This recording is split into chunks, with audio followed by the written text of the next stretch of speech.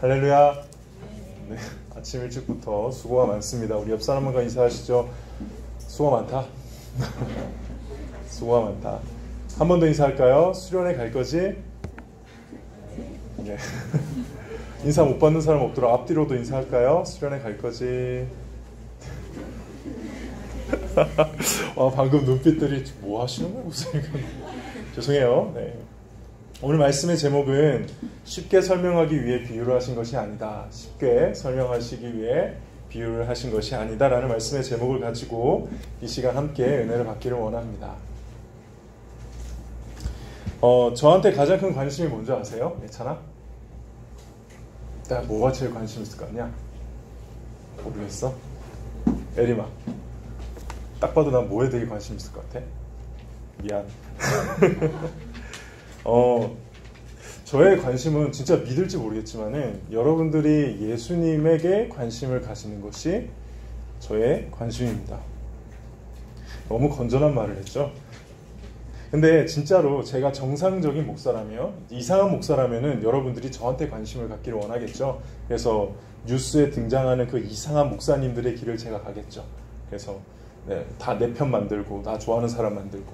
근데 만약에 제가 정상적인 목사라면, 진짜 목사라면은 제가 해야 될 일은 여러분들이 되게 예수님한테 관심을 갖게 만들도록 저는 굉장히 노력을 많이 해야 돼요. 그래야 제가 진짜 목사가 돼요. 근데 그러지 않으려는 유혹이 저한테도 가끔 있습니다. 저도 사랑받고 싶고 저도 이렇게 인정받고 싶고 하다 보니까, 그래서 항상 설교를 준비할 때 제 고민은 어떻게 하면 우리 친구들이 예수님한테 좀 관심을 갖게 될까 하는 부분입니다. 그래서 고민을 했어요. 어떤 말씀을 이제 또 시리즈가 시작이 됐는데 할까?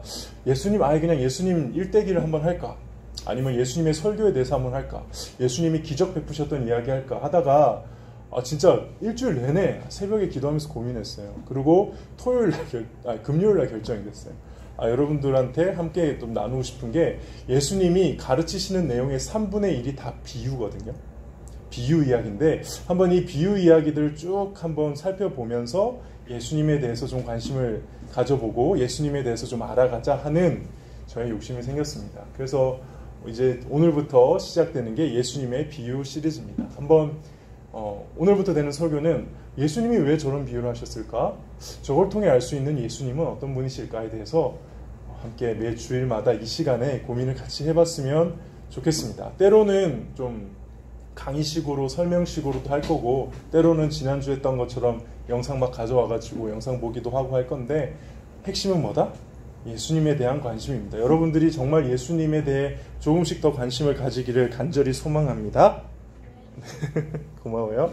많은 사람들이 예수님이 하신 비유에 대해서 오해를 합니다. 뭐라고 오해를 하느냐? 예수님이 비유로 설명을 하신 거는 어떤 예수님의 가르침을 쉽게 설명하기 위해서, 예를 들기 위해 비유로 하신 것이다. 이게 많은 사람들이 비유에 대해 가지고 있는 오해입니다.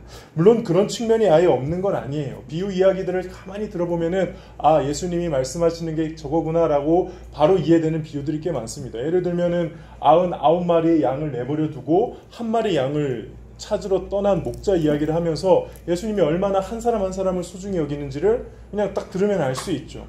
근데 그런 비유들을 다 살펴보면은 예수님이 꼭 그렇게 쉽게 설명하기 위해서만 비유를 말씀하신 게 아니더라는 거죠. 오늘 설교 제목입니다. 예수님은 쉽게 설명하기 위해서 비유를 하신 것이 아니다. 그러면 예수님은 왜 비유를 쓰신 걸까요? 오늘 본문 특별히 여러분들이 잘 아는 주일학교를 자라왔다면 반드시 한번 들어봤을 법한 씨 뿌리는 비유입니다. 들어보셔서 알죠? 이 얘기 처음 듣는다.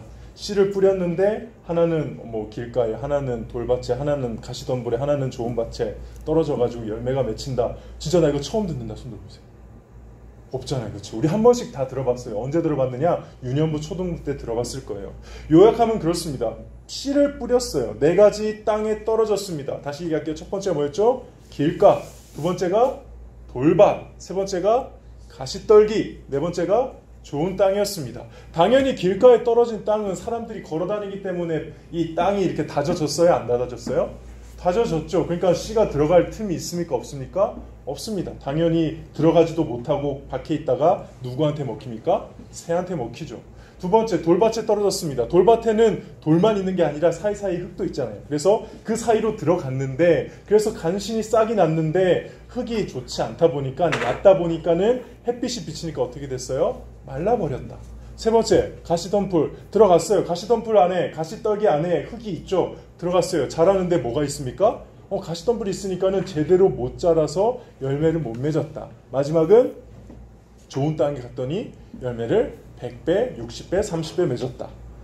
정말 들어봤죠? 알죠? 이야기. 모르는 것처럼 표정하면 안 돼요. 이거 정말 유명한 예수님의 비유 중에 가장 많이 등장하는 비유입니다. 여기서 이 비유의 의미가 무엇인지는 정말 친절하게도 오늘 본문 뒤에 쭉 가시면은 18절쯤에 예수님이 직접 다 해석을 해주세요. 씨앗이 뭐죠? 여러분들 기억을 떠올려보세요. 씨앗이 뭐죠? 그렇죠. 말씀. 땅은 뭐죠? 사람의 마음. 우리 평화교회 그 주일학교를 참 잘 나오신 것 같아요. 그렇죠? 씨앗은 말씀이고 이 바닥은 땅은 마음이에요. 그럼 길가와 같은 마음은 뭐라고 예수님 말씀하셨어요? 말씀을 아예 깨닫지 못하는 거예요. 들었을 때 무슨 말인지 하나도 모르는 사람들. 그 다음에 그 돌밭에 들어간 사람들은 들어가서 이렇게 싹이 났는데 말씀을 들어서 기쁘고 좋은데 갑자기 고난과 역경이 닥치니까는 그 말씀을 잃어버린 것. 가시떨기는 뭡니까? 세상의 염려와 재물의 유혹들 때문에 이게 믿음이 자라다가도 못 자라고 그냥 죽어버리는 것. 마지막으로 좋은 땅이 맺은 것은 깨닫고 실천하고 그런 삶을 살았다. 이런 이야기죠. 자, 그러면 결론. 오늘 우리 모두는 좋은 마음, 좋은 밭을 가진 마음을 가져서 길가와 같은 마음, 돌밭 같은 마음, 가시떨기 같은 이런 마음 버리고 예수님의 말씀 잘 받아서 실천하는 깨닫는 좋은 밭의 마음을 가집시다. 그러니까 설교 시간에 목사님 말씀 잘 듣고 공과 시간에 선생님 말씀 잘 듣고 성경 말씀 읽을 때 열린 마음으로 좋은 밭의 마음으로 가지면 우리는 예수님의 말씀을 들을 수 있습니다. 끝. 아멘. 이렇게 하면은 딱 유년부 수준입니다. 이렇게만 이 비유를 이해하면은 딱 유년부 수준이에요. 만약 이렇게만, 물론 이게 틀린 비유는 아니라고 생각해요. 우리의 마음을 좋은 밭처럼 해야 된다는 거. 근데 사실 오늘 이 비유는 우리가 생각하는 것 이상으로 되게 센 비유. 어린 아이들에게는 설명하기 너무 힘든, 이제 고등학생쯤 돼서 성인 되기 직전에 저와 여러분이 아니구나. 여러분들 입장에서 이제는 이 비유를 좀 정확하게 알아야 되는 수준에서는 살짝 힘든 비유예요. 이게 무슨 비유냐면 오늘 9절에 뭐라고 되어 있습니까? 9절 한번 읽어볼까요? 시작. 귀 있는 자는 잘 생각해 보세요. 예수님이 이 비유를 쭉 하신 다음에 귀 있는 사람은 들어라 라고 한 이 말은, 얘들아 너희들 좋은 마음 가져야 돼. 나쁜 마음 버리고 좋은 마음으로 말씀 받아야 돼 라는 식의 메시지의 말씀인가요? 아니면 귀 있는 자는 들으라, 이거는 지금 내가 하는 말 이해하는 사람은 알아서 들어. 지금 내가 하는 말 이해하지 못하는 사람은 어쩔 수 없어. 깨닫지 못하는 사람은 절대 못 깨달을 거야 라는 내용입니다. 1번이에요? 2번이에요? 2번이죠. 귀 있는 사람은 들으라는 말은 여러분들 좋은 마음 가져야 돼. 하나님의 말씀이 들어오면은 여러분의 마음을 기경해서 좋은 마음으로 그 말씀을 받으려고 노력해야 돼 라는 말씀이 아니라, 지금 내가 하는 이 말씀 잘 들어. 이거 들을 사람 있고 안 들을 사람 있는데 들을 사람 들어. 이렇게 말씀하고 마친단 말이에요. 그러니까 이거는 우리가 생각했던 여러분들 좋은 마음을 가져서 예수님 말씀 잘 들읍시다, 설교 말씀 잘 들읍시다 라는 이야기를 하고 있는 게 지금 아니라는 거죠. 사실 예수님이 이 비유를 하신 이유, 중요한 이유 뭐냐? 예수님은 설명을 쉽게 하시려고 한 게 아니라 반대입니다. 못 알아듣게 하시려고 이 비유를 하신 겁니다. 뭐라고요? 못 알아듣게 하시려고. 더 정확하게는 예수님의 사람, 예수님이 내 사람이다 라고 말한 그 사람만 알아듣게 하시고, 예수님을 받아들이지 않는 예수님의 사람이 아닌 그 사람들에게는 천국 비밀을 알지 못하게 하려고, 못 알아듣게 하려고 비유를 말씀하신 거랍니다. 이 비유의 목적, 예수님의 비유의 목적, 10절부터 13절, 오늘 본문은 아니지만은 성경에 있는 사람들 펼쳐보세요. 제가 읽어드릴게요. 10절에 제자들이 예수께 나와 어찌하여 그들에게 비유로 말씀하시나이까? 11절 대답하여 이르시되 천국의 비밀을 아는 것이 너희에게는 허락되었으나 그들에게는 아니 되었으니. 13절에 그러므로 내가 그들에게 비유로 말하는 것은 그들이 보아도 보지 못하며 들어도 듣지 못하며 깨닫지 못합니다. 여기서 그들은 누굴까요? 그들은 누굴까요? 이거 알려면 이제 12장에 나와 있는 내용을 알아야 됩니다. 우리 12장, 성경책 펼치신 분들 12장 한번 잠깐 볼까요? 12장 보시면 12장 1절에 보면 어떤 내용이 나와 있죠? 안식일에 미리삭을 자른 제자들의 이야기예요. 오늘 제가 유년부 가서 할 설교 본문이에요. 오늘 저 유년부 가서 설교하거든요. 기도해 주세요. 미리삭을 이렇게 자르다가 근데 그 안식일에 잘랐다고 문제 일으킨 거예요. 9절 보시죠. 무슨 이야기죠? 손 마른 사람을 안식일에 고쳤다고 바리새인들이 공격하는 이야기입니다.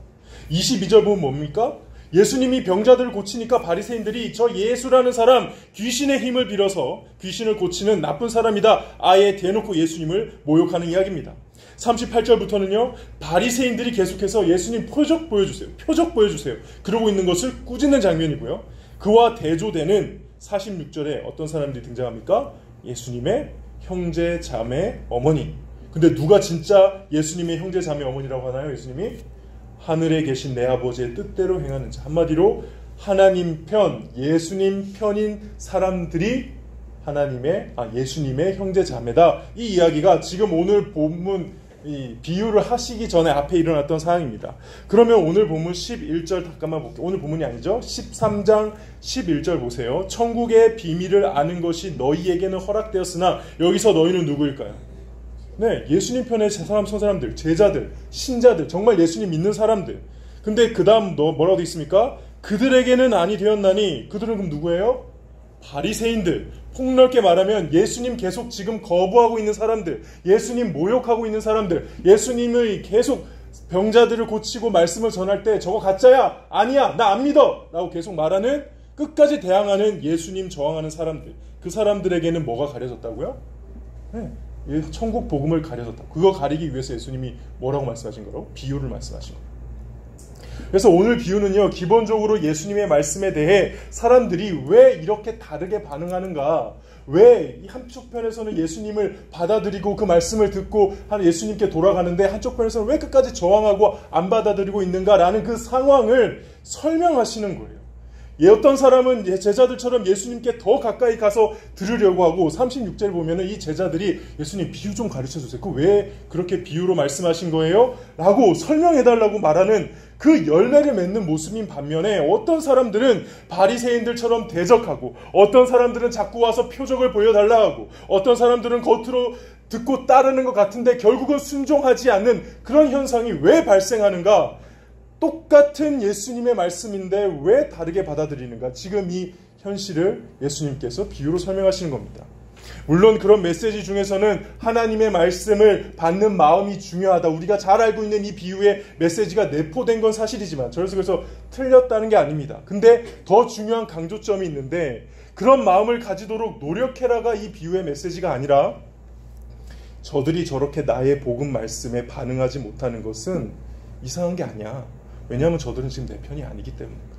저들이 저렇게 나에게 대항하고 저항하고 있는 나의 편이 아니기 때문에, 나에게 속한 사람이 아니기 때문에 저들의 마음은 길가와 같고 돌밭 같고 가시떨기 같은 거야. 그래서 똑같은 말씀을 들어도 결실하지 못하는 거야. 지금 이 말씀을 오늘 비유를 통해서 하고 있는 거죠. 확실히 유년부 가서 이렇게 설교하면 안 되겠죠? 무섭겠죠? 여러분들이 이제 기독교를 어렸을 때 막연하게 하나님 좋은 분, 예수님 나를 위해 돌아가신 분, 그렇게 알고 있다가 이제는 좀 다른 수준으로 하나님이 정말 어떤 분이신지를 알아야 될 때 반드시 거쳐가야 되는 장면이 있어요. 그게 뭐냐면, 우리는 보통 하나님을 축구 경기할 때 심판처럼 공정하게 개입하지 않고 판단해 주시고 이렇게 해주시는 하나님으로 보통 생각해요. 어린아이들 때부터. 근데 막상 성경을 읽어보면은 하나님은 심판 같은 하나님이 아니에요. 오히려 하나님은 그런 방식으로 절대 공평하게 하지 않으십니다. 어떻게 보면은 불공평하십니다. 하나님께서는 이스라엘 백성들 따로 선택하셨고요. 성경 다시 보세요. 하나님이 이스라엘 백성 선택하신 다음에 다른 백성 차별하십니다. 맞죠? 아니에요? 난 그렇게 보이던데? 내가 잘못 본 거예요? 차별하세요. 성경 자세히 보십시오. 하나님은 그 누구의 편도 안 들어주는 공평함을 하지 않으세요. 하나님은 오히려 누구의 편이 되어주시고요. 오히려 자신의 편을 모으세요. 그리고 자신의 편을 아주 잘 챙겨주고 자신의 편이 아닌 존재에게는 굉장히 가혹하게 대하실 때도 있습니다. 그게 성경에서 나타나는 하나님입니다. 불편하지 않으세요? 하나님 그런 공평하지 않으신 하나님 우리가 믿어도 될까요? 그럼에도 불구하고 저는 여러분에게 하나님은 매우 공평하다고 말씀드릴 수 있습니다. 왠지 아십니까? 하나님은 자기 편 모으시고 누군가의 편 들어주시는 건 맞는데 누구나 하나님 편이 될 수 있게 하셨습니다. 이게 하나님의 공평하십니다.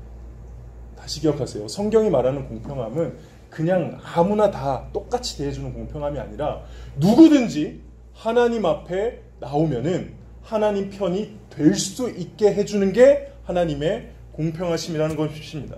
얼마나 가문이 좋으냐, 얼마나 돈이 많으냐, 얼마나 능력이 있느냐, 얼마나 종교생활 열심히 하느냐 이런 거 보지 않으시고 딱 하나 예수님에 대한 하나님이 보내신 그 예수님에 대한 믿음 하나 보시고 예수님에 대한 태도 하나 보시고 예수님을 어떻게 맞이하느냐 그거 하나 보시고 편으로 그 누구라도 드려주신다는 겁니다. 처음에 선택했던 이스라엘 백성들이든 나중에 선택받는 신약의 우리 모든 그리스도인들이든 똑같이 이 믿음 하나 보고 편을 들어주신다는 거죠. 편을 삼아주신다는 거죠. 오늘 본문은 그래서 하나님의 말씀은 내 말을 깨달아 들을 수 있는 내 편이 되라는 겁니다. 내 편이 되라. 말씀을 정리하겠습니다. 많은 사람들이 씨 뿌리는 비유를 보통 아까 얘기했듯이 4가지가 나왔으니까 4가지 사람들에 대한 비유겠지라고 생각합니다. 근데 실제로 그렇지가 않아요. 오늘 예수님이 해석하신 13장의 19절에 잘 보세요. 13절에 19절에 잘 보시면은 아무나 천국 말씀을 듣고 깨닫지 못할 때는 하면서 듣고 깨닫지 못하는 사람으로 세 사람을 묶어버립니다. 길가, 돌밭, 가시떨기. 그렇죠? 듣고 깨닫지 못하는 사람 세 사람을 얘기한 다음에 그 다음에 23절에 말할 때 말씀을 듣고 깨닫는 자 하나, 좋은 땅을 얘기하는 거죠.